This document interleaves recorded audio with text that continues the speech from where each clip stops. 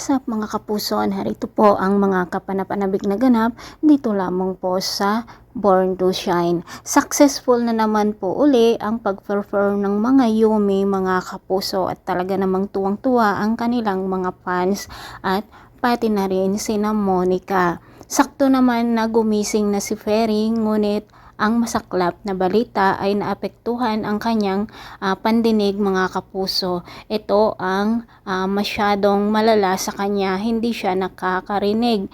Kung kaya't awang-awa si Minchi at Charis dito kay Perry.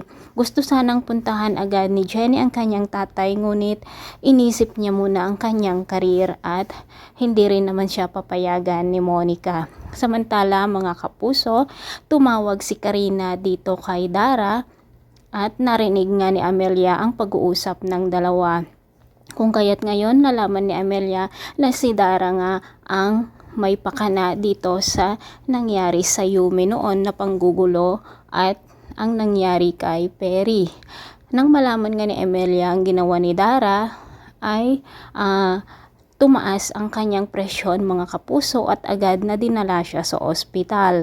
Samantala mga kapuso, lagi namang nandun ang mga kaibigan ni Yumi upang damayan siya, pati na rin itong si Nate.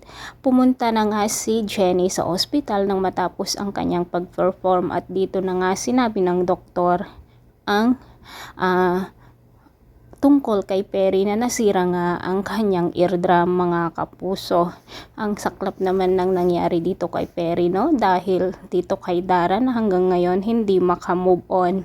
Wala namang kasalanan si Jenny na si Dio ang kanyang ama, diba? Sa katapos na yun, patay na itong si Dio. Samantala mga kapuso, dahil nga awang-awa si Nate dito kay Jenny ay pinuntahan niya sa ospital at hinag nga niya si Jenny mga kapuso. Naku, kung may makakita na naman na fans, kukunan na naman ito ng picture at siguradong makikita na naman ito ni Monica. Pag-iinitan na naman niya ang dalawa mga kapuso.